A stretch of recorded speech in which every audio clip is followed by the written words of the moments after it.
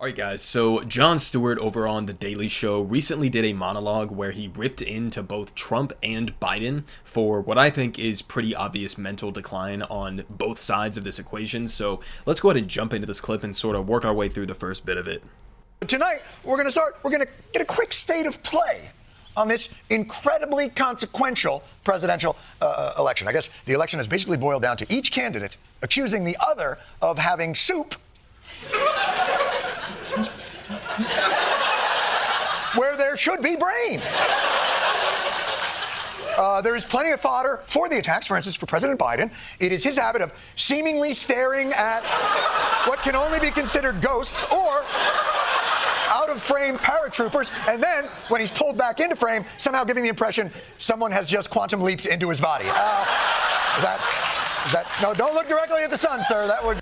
I think Biden maybe needs to keep the aviators on, like, at all times, because, and I don't know if you guys have had this same experience, but, personally, I've had two grandparents that have gone through dementia, and, it's horrible. It's not something you would wish on your worst enemy, but when you spend a lot of time at nursing homes, when you spend a lot of time around elderly people who are starting to lose a few steps, they start to get, like, a different look, right? They start to get a different look in their eyes, and what I see from Joe Biden recently is a textbook old man stare, right? He's constantly doing this old man shit where, like in that clip, he's sort of like wandering off from the rest of the G7 leaders. There was another clip recently where Obama had to basically like pull him off the stage because he was standing up there for too long. There were other previous examples of, this one from a couple of months back, from NBC News. In his second mix-up this week, Biden talks about meeting with dead European leaders. He referred to Francois Mitterrand, who died in 1996 instead of Emmanuel Macron. And then he also referred to the late Helmut Kohl instead of German Chancellor Angela Merkel. And so, you have other mistakes like President Biden mistakenly calls Egyptian leader, Sisi, the president of Mexico, and this was during a press conference where he was trying to push back on allegations that he's too old to be the president. So you just have like overwhelming evidence that he's lost not just one or two or three, but like, let's say 10 steps. Okay, and John is going to rip into Trump as well here, who I think has maybe lost comparatively maybe like 7 or 8 steps relative to Joe Biden.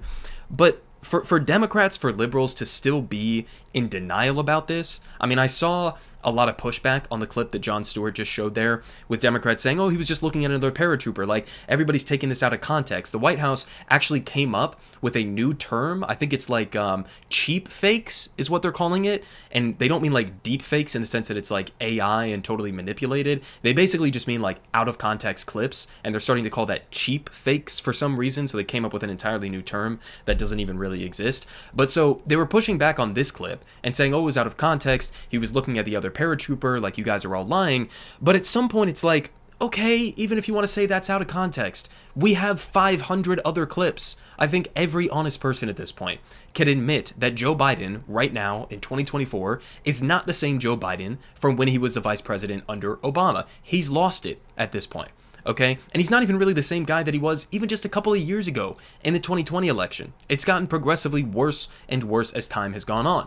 So you can't deny this. And even if you want to, make the argument that he's not senile, that he doesn't have dementia, you still cannot get over the hurdle that the overwhelming majority of the American people, including Democrats, Republicans, Independents, all think that he's too old.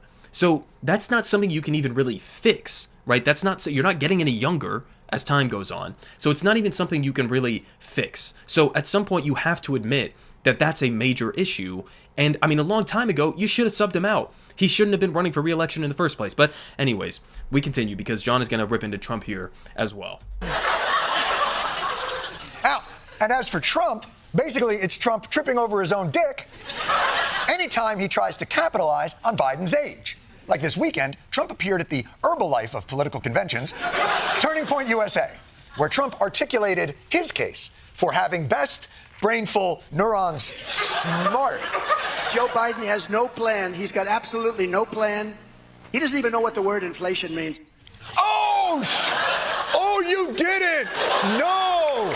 Oh, Joe Biden's so dumb. He thinks inflation is a rise in the overall price level for goods and services in the economy as measured by the consumer price index over time. Oh, shit. Turns out that is what it is. I'm sorry, I'm being told that is what inflation is. But still, you tell him, Donnie T. The case he's making to the American public is that he's the sharpest tool in the shed. See if you can find the flaw in his logic. Just one sentence later. I don't think if you gave him a quiz, I think he should take a cognitive test like I did. I took a cognitive test and I aced it. Doc Ronnie Johnson. Does everyone know Ronnie Johnson, congressman from Texas? Ronnie Johnson! Acing that cognitive test is a great point if only his doctor was actually named Ronnie Johnson and not actually named Ronnie Jackson.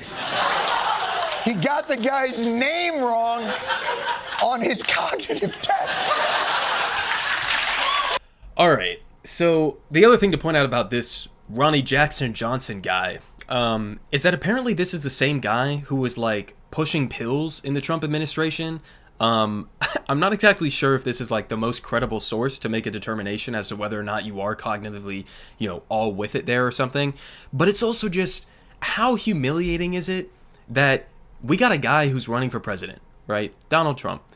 And one of the things that he's flexing about is that he passed some like test to determine whether or not he has like full-blown dementia at this point.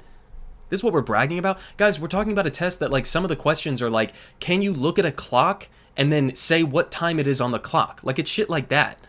This is not something really to be bragging about. Okay? For the position, right? The job application that you're going for here is the most powerful man on the face of the planet. And we have one guy, Joe Biden, who I think is obviously, somewhat senile at this point. And then we have another guy, Trump, who I think in many ways is also obviously senile, but is out here bragging about, I passed a test and my doctor, who I can't remember the name of, said that I was the smartest man in the world and that I took the test better than anybody else in the history of the planet.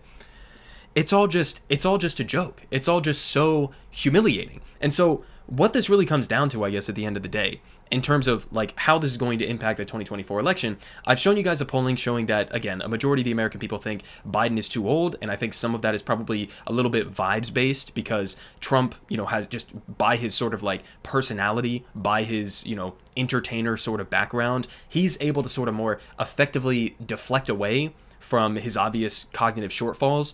So he has a little bit of an advantage there on Biden, just in terms of the optics, wherever you think that both of them stand in terms of their cognitive abilities. So he has a little bit of an advantage on that.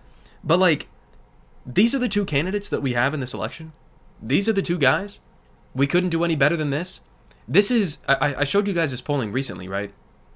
This is in terms of the amount of Americans who hate both the Republican candidate and the Democratic candidate at the same time in this general election.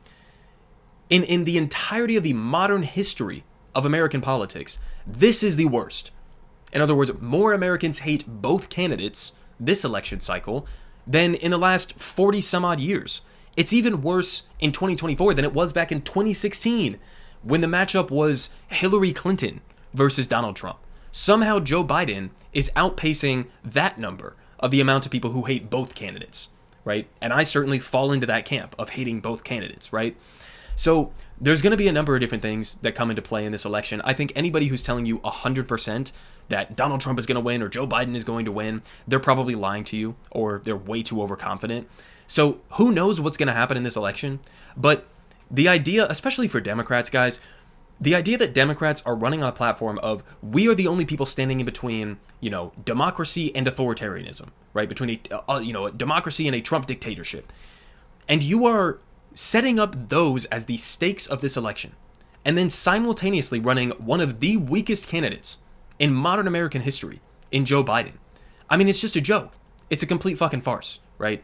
So again, just absolutely humiliating that this is the current state of American politics. Nobody wants these two guys to run again. I think if you subbed in any random Republican for Donald Trump, he'd probably win. If you subbed in any random Democrat for Joe Biden, as long as it's not Hillary Clinton or Kamala Harris, they would probably win confidently as well.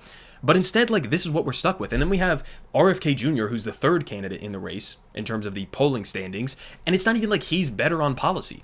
Like, sure, he's probably mentally much there with it, but he's not better on policy. And we have the Green Party and we have people like Cornel West who are running, but who have basically 0% chance of winning. right? I live in Washington, D.C. right now, so this is 100% going to go to Joe Biden in November. So I'm probably going to end up voting for Jill Stein at this point. But, these are basically our main choices, guys. This is where we're at. We are the most powerful country, the most, the wealthiest country, the richest country on the face of the planet.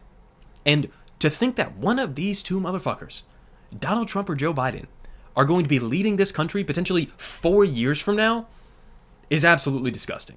Politic guy has the best politic.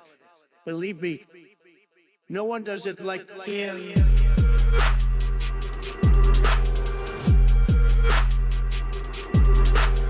Believe me. Everyone is saying